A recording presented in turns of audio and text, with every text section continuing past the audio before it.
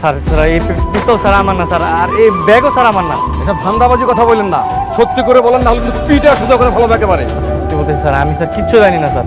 জানবি, জানবি, তোর বাপ জানবে। সত্যি করে বল, না হলে কিন্তু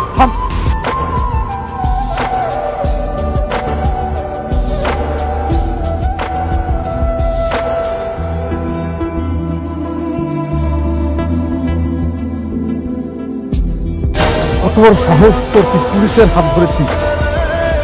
আমার সঙ্গে থানায় চল, তারপর বুঝবি যে পুলিশের হাত ধরা শাস্তি কি হয়। চল। অফিসার ওনাকে ছেড়ে দিন। কে আপনি? স্যার, স্যার আপনি? জি আমি under cover officer Simon Shoaib. ওনাকে হ্যারেস করছেন কেন? স্যার ওনার ব্যাগে পিস্তল পাওয়া গেছে। ওটা আমিই দিয়েছি ওনার সেফটির জন্য।